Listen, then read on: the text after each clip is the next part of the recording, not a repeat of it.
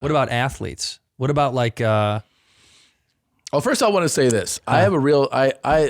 The older I get, the more I realize it's kind of silly how much we we punish athletes for not having great personalities sometimes. Like that's part of the modern thing. They're like, this guy's kind of a dick. And I'm like, yeah. I mean, it's we don't like dicks, but then you're like, yeah, but he's doing his job. His job is to like play that sport. Yeah. And people get like really, like Barry Bonds is famously like not liked by the press, right? They're like, he was a dick. I'm like, the greatest fucking player. He was a dick to you guys. Yeah. We're one group of people. He didn't like press. He didn't like media. I thought they say Phil Mickelson. A lot of people have an issue with him. They say he's kind of like the dickhead. And Kareem was like that in the 70s and 80s. Whatever. Where like the press was like, we hate Kareem. He's such an asshole. And he was like, Would you want to talk to the press after playing a game? I think I would be the worst. Why is? I think I'd be the worst. And also the thing now has evolved into they talk to you during the game. Yeah, this is insane. Going to the locker room at halftime, they're like, rough first half. And you're supposed to be like, yeah, I really need to calm down and we need to do fundamentals. Like, how are you even having this interview right now? Yeah, what's it worth? Here you go. You're an athlete. You just got beat. You guys just got whooped, 40-7. You just got ready? Yeah. How do you feel about the loss, Tom? Fuck you, you cunt. Why can't anybody say, leave me the fuck alone? Leave me the fuck alone. I don't want to do this. You get contractually you're obligated. That's the thing. And I think they're assholes, the organizations and the league for making them do that. I got something. This just made me think of something. Why wouldn't they have a contract where it's like, yeah, you have to do a press or media. Sure. But you get to go through one channel and then that channel distributes it to everyone and they can interpret it as they must. So imagine afterwards you're like, hey, for 20 minutes we have to talk to your press guy, like your media guy. Sure. He distributes it to them and they can do as they may. I know the players would like it more. Well, if it's someone they get along with, they can ask those questions and then go, you can give that to the guys and they can do whatever they fucking want with Although this talking to you right now just makes me realize how much it's fun to watch a psychopathic coach who just lost have to answer questions. But the coach is good. I think they should have to talk. They're great. Players no, but a coach is good. I like when the coaches get emotional. Yeah. Like Pop. Pop used to say shit. I love how Popovich used to go off. He would say whatever he felt like. And also he'd bring social issues. If something was bothering him, he would go for it. Yeah. He'd be like, those guys suck. That's all bullshit. And they're like, all right, Pop, thanks for the time. And he would just walk right out. Yeah. I love that about him. He couldn't fucking care less. Steve Kerr speaks up a lot. There's a lot of them that just talk. Yeah. That know how to like throw it in when they feel like it's necessary. But also, then there's guys that are miserably boring coach-wise that they get up there and then they don't say anything anyway. And you're like, why did we do this? Yeah. They're the guys who answer things just like the way that they were programmed. Yeah, like programmed. It's so boring. I like when, like a Mike Leach who's just saying wild shit. Like, he's like, well, if these guys weren't more concerned with their fat fucking girlfriends than playing ball. And you're like, that shit is amazing. Have you seen Last Chance U? I've seen season 1. I think I saw part of season 2. Dude, I've watched all of them. Every time I'm on a plane, I watch one of those things. Yeah, it's fucking amazing. They're great because the coaches, these are, they're like JUCO guys or community college guys. So like their isms, I just like when they talk shit. And those are the kind of coaches I wish could make it at a higher level. Yeah. Because they're straight as fuck. They're straight up. There's no faking it. Because they've worked with kids that come from the toughest situations. There's no bullshit. You can't fucking soft play those kids. No. You have to be honest with them. Otherwise, they don't respect you. Totally. I know. And when they get to those kids too who are like, and they're like looking at their transcripts and they're like, Jesus, like, can you read? Yeah. Like, God, you're fucking 19. There was one where the kid got an F in, it was like a conversation class. All you had to do was talk about life. It was like a philosophy conversation class. He's like, how are you going to get an F in thought? The answer is I just don't go. Yeah, I don't go. Fuck that shit. I'm not going. My cousin is from Vegas, and he went to UNLV in the early 90s when they had that squad. Mm-hmm. And that we're talking like Larry Johnson, Stacey Augmon, and they, if you're not familiar, you look up that team and these dudes were like, it was your nightmare. Well, first of all, they were grown men. absolute. They weren't college men. They beasts. They were fucking. They looked like they were 40 years old. Larry Johnson looked 37, and like he looked like a defensive end for the Giants. He was like 275. Yeah, 6'7", and this man put in UNLV. I mean, this is you tell me that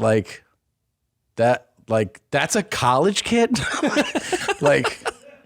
And fucking like built like this. That's a man. That's a grown adult male. One gold tooth in the front, and he was just, and he's playing against a fucking 18-year-old kid. Yeah, me now. And you'd see him, and you're like, oh shit, and just double hand, fucking breaking the backboard. So I was like, that's a dad. That's like a grown crazy. Dad. That's crazy. Who's got a mortgage. Yeah, genetics are wild.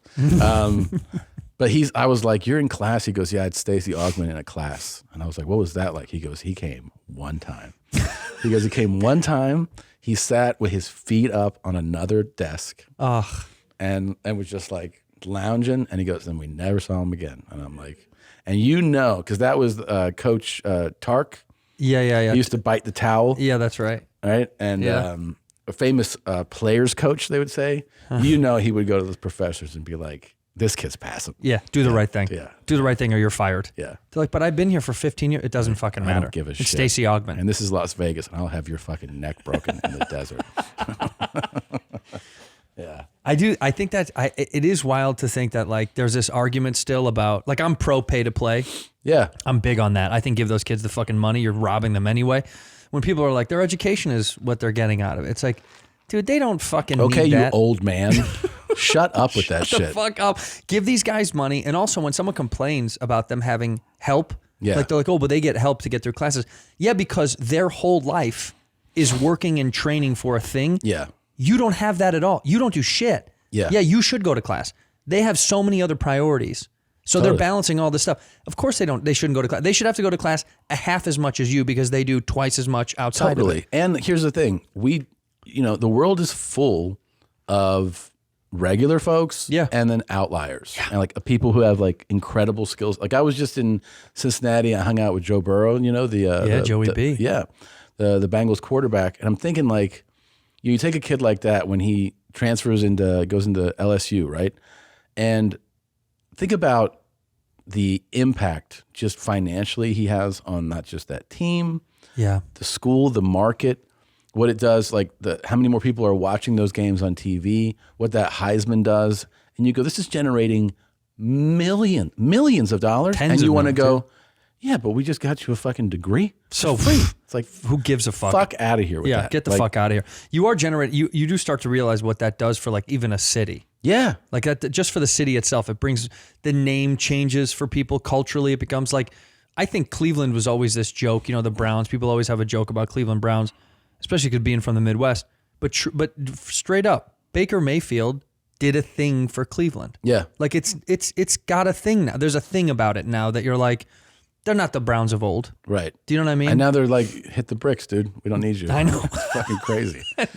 I know, but it's but on the college level, it really changes everything. You know? Totally. Like I didn't even realize till I was on this tour, I didn't realize how small enrollment is at Duke because it's such like this glorified program that it's a national program that for years and years and years just wins and is always in the Final Four. And you're like, I don't know, in your mind, I always just imagine a bigger school. Yeah. And you realize, no, this is what something like a great sports team can do for a school is like it's like the billboard of the school, it's really small enrollment, man. Like it's a few thousand. And you're like, wait, what? 1,000? What's the undergrad enrollment at Duke? Dude, I went to Arizona State. I think we have 750,000 kids at one time. I know.